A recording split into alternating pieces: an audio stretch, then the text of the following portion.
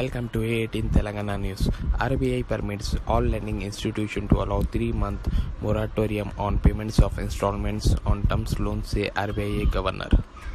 Under this measures relating to regulation, the first measure is with regard to moratorium on term loans.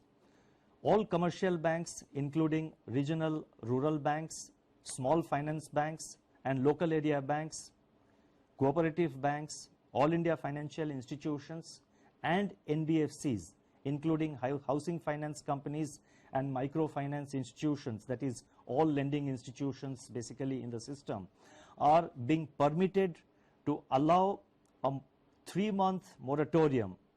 I repeat, all the lending institutions are being permitted to allow a moratorium of 3 months on payment of installments in respect of all term loans outstanding as on 1st March 2020. The second measure under this relates to deferment of interest on working capital facilities. In respect of working capital facilities sanctioned in the form of cash credit, overdraft, lending institutions are being permitted to allow a deferment of 3 months on payment of interest in respect of all such facilities outstanding as on 1st March 2020. The accumulated interest for the period will be paid after the expiry of the deferment period. The moratorium on term loans and the deferring of interest payments on working capital will not result in asset classification downgrade. The next announcement relates to easing of working capital financing.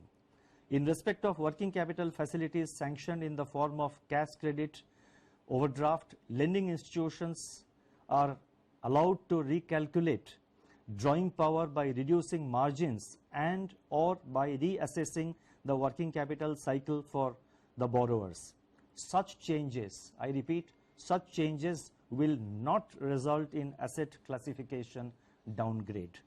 The moratorium on term loans, the deferring of interest payments on working capital and the easing of working capital financing, which I just announced, will not qualify as a default for the purpose of supervisory reporting and reporting to credit information companies by the lending institutions. Hence, there will be no adverse impact on the credit history of the beneficiaries.